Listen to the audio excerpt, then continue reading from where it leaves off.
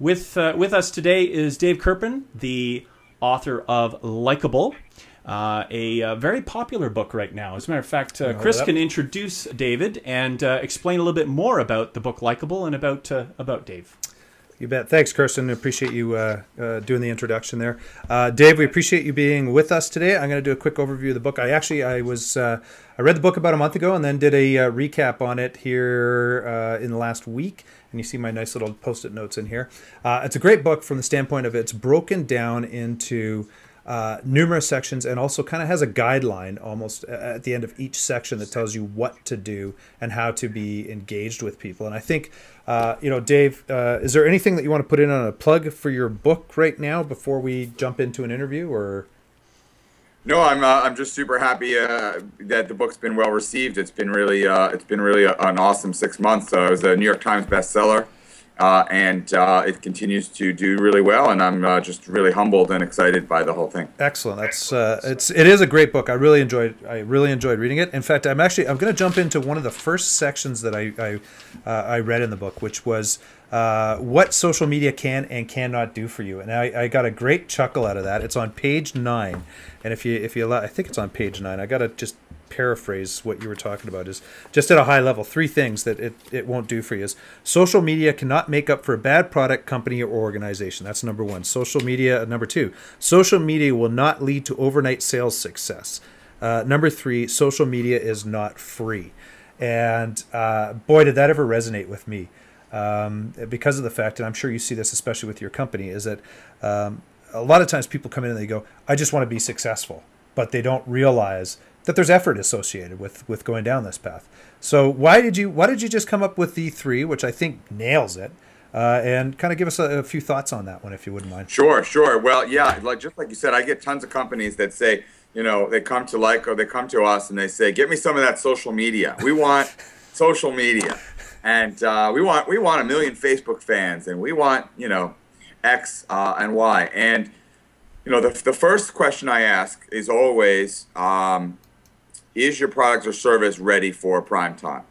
Because not only will social media not make up for a bad product or service, social media is going to make it worse. Because if I get more people talking about you and they don't have nice things to say, then that's not good. So before you even think about spreading the word online and offline about your company, you've got to make sure that your company is really delivering great value and whatever your product or service is really on point.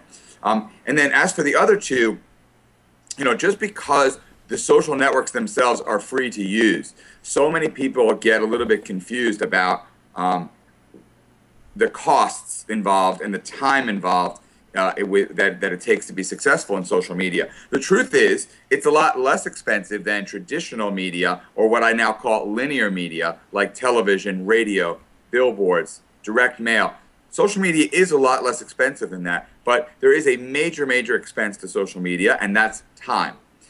Social media takes a lot of time, whether it's your time, you hire an agency like me, and it's my time, your intern's time, your staff's time. Social media cannot be done well without taking a lot of time, and therefore it's not going to lead to instant results either. It's going to take 6 months at least to really see a huge impact. In the book I describe social media as the world's biggest cocktail party, and just like a real cocktail party.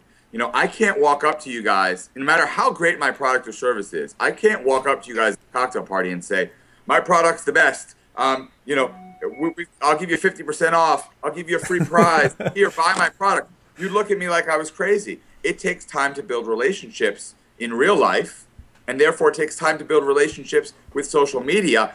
It's and I absolutely agree. It's so funny because I get so many people that just come and just go, I just want the success, right? And I just, like I said, that just nailed it, because of the fact that people don't realize that there's effort associated with it, and it does it does take time no matter what it is. And that's the most valuable asset that most people have. As I kind of went through the book, a lot of things, I found some really cool stuff that I found in the book. And what I love about reading books is that you always glean nuggets. And I'll get into a couple of these things here. But one of the things that you talk about is just basically starting to listen online. And I believe that's in chapter 1, where you start talking about the, listen first and never stop listening.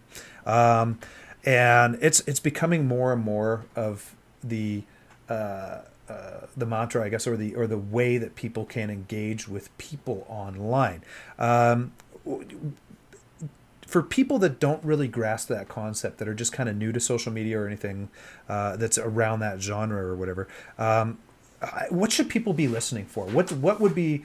I know it's kind of a how long's a piece of string question, but what should people listen for and hone in on in order to start moving the process forward? Yeah. So let me share that the story about my trip to Vegas, because that's the story that I opened the book with, and the story that when I'm trying to explain the power of listening, and specifically when I'm trying to explain the power of Twitter to senior executives, that really works to bring it home for them, because there's still so many folks, as you said, that don't fully get Twitter and don't necessarily fully get the whole concept of listening. So about a year and a half ago, I was staying in Las Vegas. I had taken a 6-hour flight from New York. I was staying at the trendiest hotel on the Strip, the Aria, and I was exhausted and tired, just wanted to go to sleep, and I went to check in, and the line to check in was over 45 minutes long. Oh, jeez. And I got really progressively angry and more frustrated as I waited on this line. Well, eventually I did what any big social media nerd would do. I tweeted, and I tweeted something like, waiting online at the Aria for over 45 minutes, not worth the wait, pound fail. Which again is sort of social media nerd lingo for you guys think. Yeah. Well, the Rio wasn't, the Aria wasn't listening to my tweets, and they did not respond. But guess what? The Rio was listening to my tweets. They must have been monitoring tweets about competitive hotels, and the Rio responded within 2 minutes to my tweet. Now, when I share this story to senior execs, every single time they get really excited about this. At this point, they think, wow, now we get listening. Now we get Twitter. What did the Rio tweet back? Come on over. We'll take care of you. We got a room with your name on it. And the thing is, the Rio didn't tweet that. Had the Rio tweeted that back, I would have thought 2 things. First, it's sort of creepy that they're stalking me this closely. Yeah. And second, why is it wide open at the Rio when it's jam-packed and happening at the Aria? Well, the Rio tweeted back to me the following: sorry you're having a bad experience, Dave. Hope the rest of your time in Vegas goes well. Sorry you're having a bad experience, Wow. Dave. Hope the rest of your time in Vegas goes well. Well, guess where I stayed the next time I went to Vegas? Absolutely. So they earned a $600 sale from me just from listening and demonstrating empathy. I don't think there's a single marketer on the planet that would argue that the message that they sent, the tweet that they sent, was a marketing message. It wasn't a marketing message. All they were doing was listening and demonstrating empathy and showing me that they were listening. What would be some good tools? I mean, I'm gonna plug Hootsuite because it's a good Canadian company. But is there what kind of listening tools could people be utilizing to find that to be out listening on the web for that sort of stuff? Yeah. Well, on a very, on an absolutely free basis, just using the Twitter search tool itself can be very robust. And then on a more enterprise level, you can go all the way from Hootsuite for free or for a few bucks a month to Radian 6, another great Canadian company that is probably the leader in the social listening and analytics space. A little bit more expensive, but definitely can provide you with lots of great data. And the truth is, there are literally now hundreds of companies, about 300 companies that specialize in social listening. And so, if you don't like the ones I mentioned, just do some research and try some other ones out. Yeah, there's a ton out there. I mean, Google Alerts is another way to look at stuff as well. I had a question here for Dave. One thing I always have a question about from others is how do you inspire other people to share some of the knowledge that you share on your thread or on your stream? How do you get your followers to take that information and redistribute it through their networks? So good question. I think first you have to incentivize. Well, forget incentivize. First, you have to tell them to, if you want them to. So the number one word in the number one phrase in generating retweets on Twitter is please retweet. If you tell people please retweet, you're going to be much more likely to get a retweet. If you tell people on Facebook please share this, you're going to be much more likely to get a share. Then you can certainly start to incentivize people and give people prizes and surprise and delight them and thank them for sharing your content. But ultimately, it's not about you. It's about the content. It's about the content that you're delivering, and it's about delivering that value so that other people are going to want to share that value so that they look good. So kind of what you're saying is it's also important to distribute other content and maybe comment on that content while you're distributing it so that you're adding to the conversation and building a bit of a history behind that conversation. Then perhaps people will be more likely to retweet that information or redistribute it on Facebook.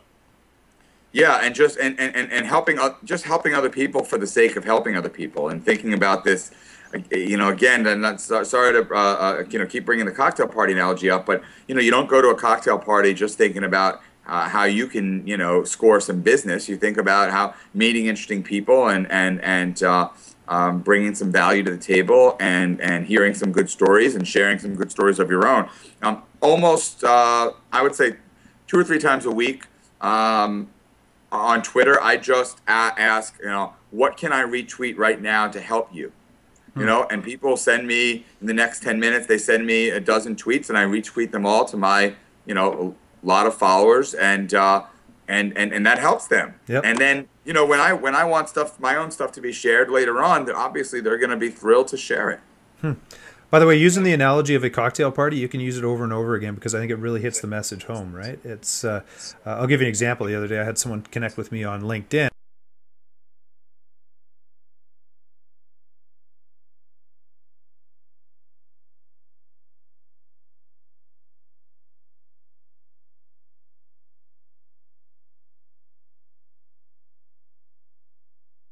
We're not automatic.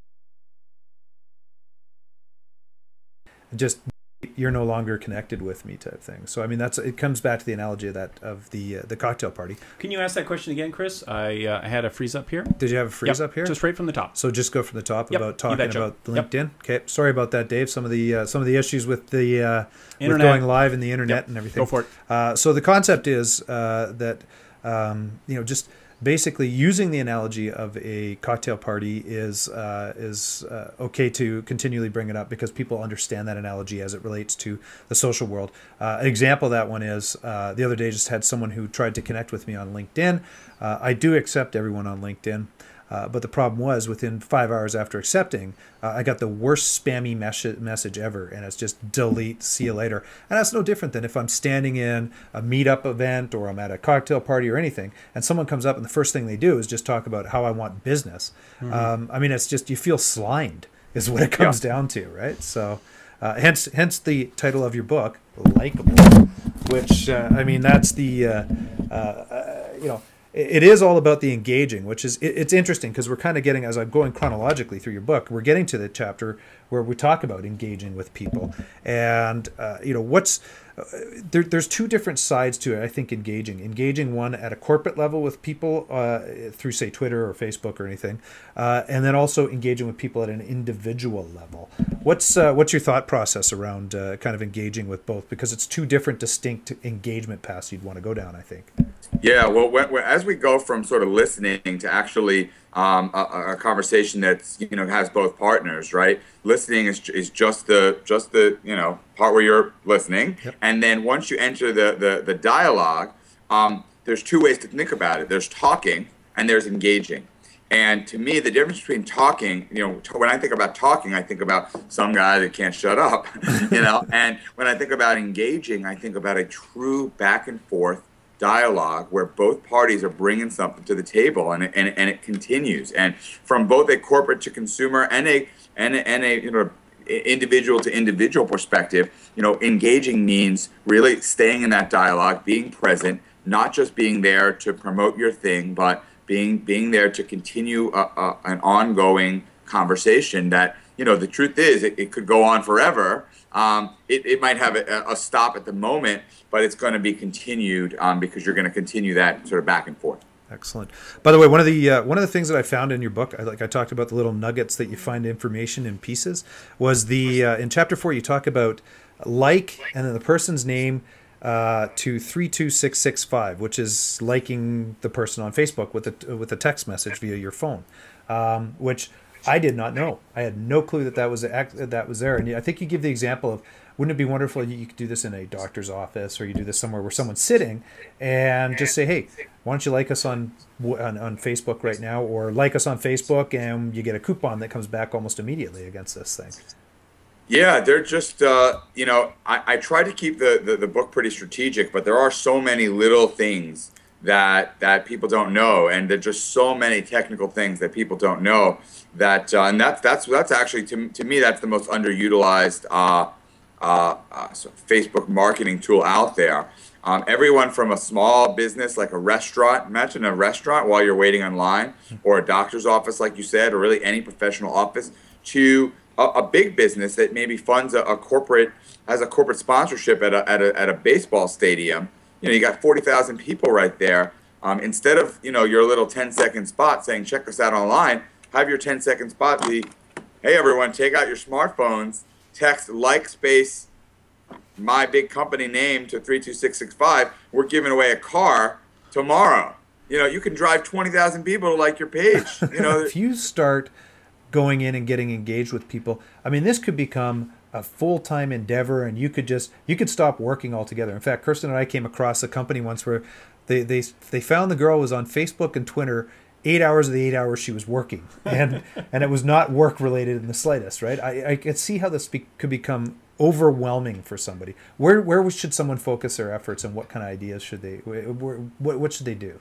Yeah, it can get very overwhelming, and I spend a ton of time on it myself, of course, and my whole staff does. But I mean, the first thing I want to say is, don't let that overwhelm and the potential overwhelm keep you from getting started and keep you from committing to at least a certain amount of time each day. So maybe a half an hour a day minimum. Now, how do you spend that half hour? To your point, you got to think about what's going to give you the most return over time. So, does it pay to engage with a random person versus engaging with someone that's clearly a prospect versus engaging with somebody that's clearly an influencer and potentially, could get your message out or help you, with their thousands and thousands of people that they could reach?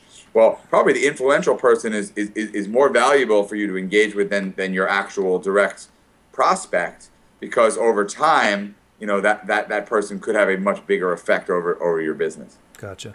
It's interesting. Jeffrey Gitomer's Social Boom. I wrote a section in that book, but part of it is very similar to what you're talking about. Is devote kind of that half an hour a day to this, because if you don't, guess what? Your competitors already are. So it's you really have to spend time, doing this, because, and I'll use a real estate agent for example, right? In Calgary, there's about 5,000 where we live. And I can think of only a handful that really leverage social media very well. And I'm guessing they're spending an hour to 2 hours a day doing this, whereas the other guys are picking up the phone, making cold calls, or sending out leaflets or something, and they're wondering why their business isn't working anymore. So just a point that I was making against what you were saying is just really you got to put the effort in.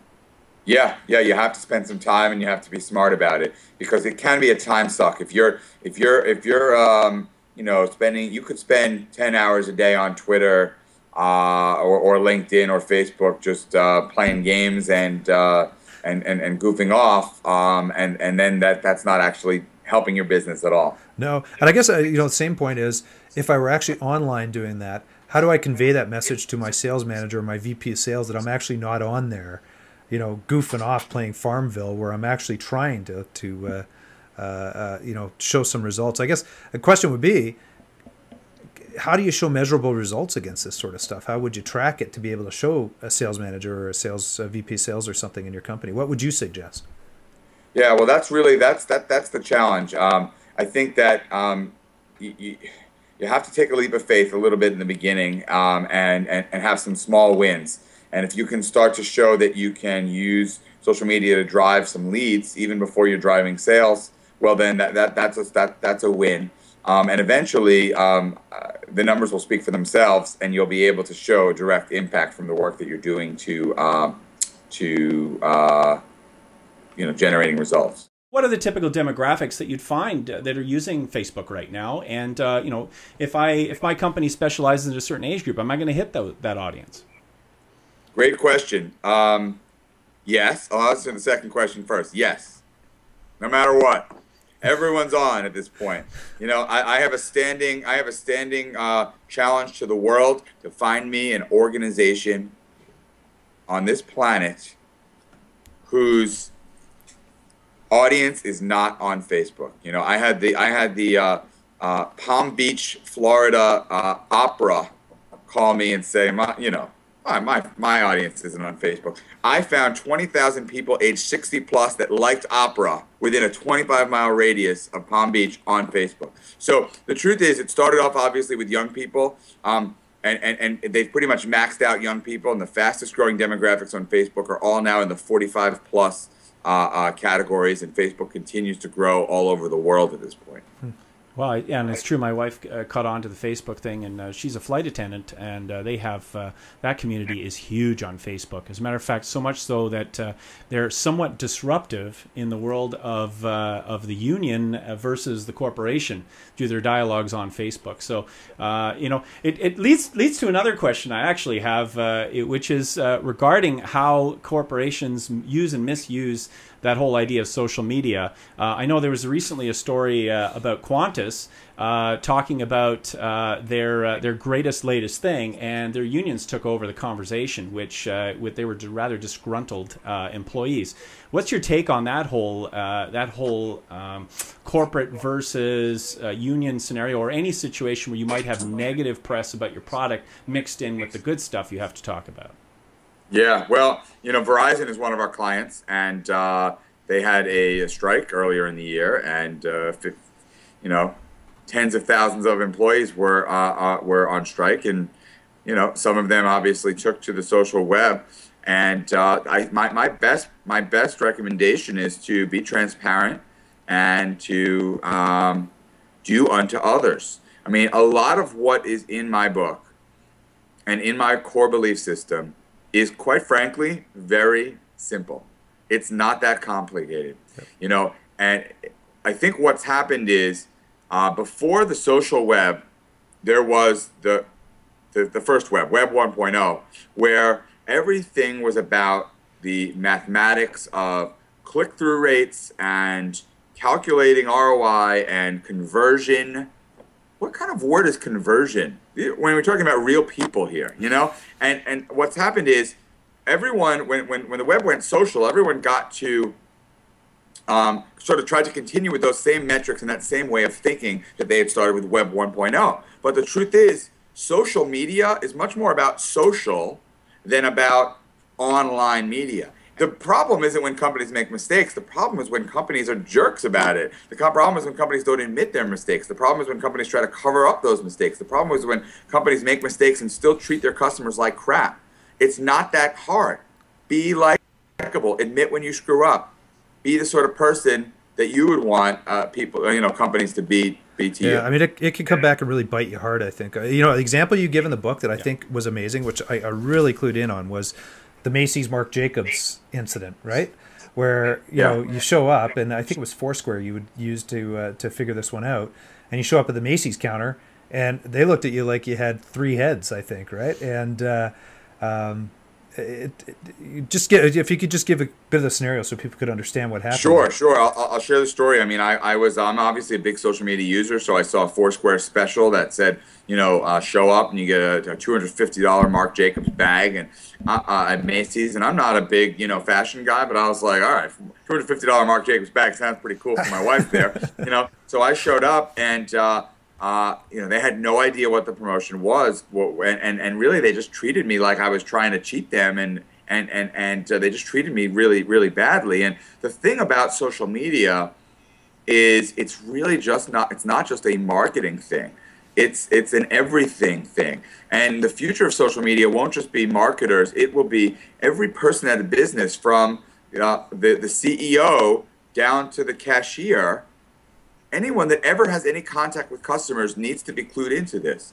It can't just be your marketing department going out and doing social media. If you're a sales guy, if you're a customer support woman, if you are a recruiter, every person is going to have to understand how to use social media tools to do right by the customer and to do right by the company. Well, I think it comes back to the philosophy of the golden rule. You treat people how you want to be treated. I mean, that it's interesting, especially with the advent of social media online, is that if you're a scumbag, you get found, right? And it shows up on results like you wouldn't believe. And the worst thing is that those results or that information is literally there almost forever, especially if you look at something online. And there's still a lot of people out there that do not comprehend this concept of, if I treat someone bad, and they used to be able to tell 10 friends, and those 10 friends, might tell 10 friends. So you got 100 people.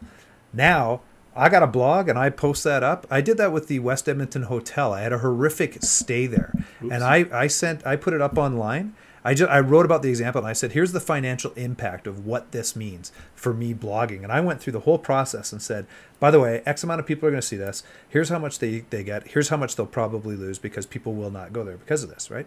And, just the way that the employees and staff treat people anywhere. You may think, oh, well, I won this round, right? But you don't, is the best way to look at it, is because it comes back and it just will bite you like you wouldn't believe. Yeah. Three things. First of all, I actually have stayed at the West Edmonton Mall many years ago. I did an event there at the mall. That's a big mall. Second of all, I also had a negative experience at a hotel in Canada that we blogged about as well. I won't give them any more grief, but I did have that experience. And third of all, one of the reasons I'm so passionate about talking about this is that you could get away with things because you could spend a lot of money on TV advertising to make up for a crappy product or crappy customer service, and you could sort of use money to buy out all your competitors and be a monopoly. It was much easier to not be likable 20 years ago. Well, it's hard. It's hard to screw people over and stay in business now. And in 5 years, it'll be absolutely impossible. Yeah, it's the great equalizer. And I think you hit the nail on the head earlier on. As you alluded to, it's the culture of a company, and it's a culture of the that a company instills on their organization. And where people are going to be wanting to support the success of a company, as opposed to being drones or cogs in the wheel, that's gonna change the way business operates. And I'm hoping, because everything changes, I'm hoping that this will turn into a more responsible corporate community out there. Compared to the way it's kind of been going in the past 15, 20 years. Dave, one of the things that you talk about in here, I think it's in chapter 11, where it's talking about providing value. And you talk about providing enough of value without giving the farm away, I guess is the best way to look at it. Can you, a lot of the people that actually watch our show or consume it later on are either new to sales, new to marketing, and I don't think they quite grasp that concept that if I give this away, aren't people just going to take it and I'll never get any business or anything? Can you kind of give your concept behind that as well so that people can get a good understanding? Because I'm a firm believer in that too, by the way. Yeah, well, look, we at Likeable have been in business for 4 years. We've updated our Facebook page probably about 1,000 times. And the number of updates that have been self-promotional is less than 10. The other 990 times out of 1,000, we have shared really valuable content, articles, tips, webinars, videos, all sorts of really valuable content. So much so that I've had not one, but two people walk up to me at conferences and say, you know, Dave, just want to thank you for all the really amazing content. I've learned so much from you, and I've actually started my own social media agency thanks to everything I've learned from you guys. So on the one hand, not only are we helping competitors, but we're actually inspiring new competitors to go into business. But for those two people, and from the countless others that we have admittedly helped of our competitors, we have built up the arguably the leading reputation in the space for thought leadership in social media marketing. And we have gotten countless inbound calls and emails from people that want to do business with us already. I don't have a sales staff. We made the Inc. 500 this year, fastest growing companies in America, without a sales staff, because people call us and email us every single week saying we want to do business with you guys. I had somebody that called me and said, you know, I've been following you guys for 6 months. I have a very big company, so I have to do an RFP, but I want to let you know I have $300,000 for you and it's yours. Let's get started soon. I mean, and so the value of giving away value is tremendous. Yes, you're going to help your competitors a little bit. So what? You're also going to establish yourself as the most credible expert in what you do. And that is way more valuable than giving away a little information. So, Dave, it's been great having you today on the broadcast. You know, we could go on probably for another half an hour, but unfortunately, you have some time constraints and you got to get going. And thumbs up as well. I love the imagery. I'm holding fantastic. It up, Likeable social media. I'm holding it up right now. And by the way, please, we would love to have you back on when you get. No thumbs down on this one. It's a great book. We'd love to have you back on when your next book comes out. If you would, we would be honored to have you back on. Absolutely. The information that you conveyed today is invaluable, and very, very much appreciate the fact that you would enlighten our audience with so much information. So it's greatly appreciated. And for those of you who are looking at this right now, look at the book. Go buy it. It's from McGraw Hill, from our good friends at McGraw Hill. Likeable social media. And our guest today was Dave Kerpen. Dave Kerpen. And remember to go to the website, likeable.com, and go take a look at all the good stuff that Dave has over there at Likeable Media.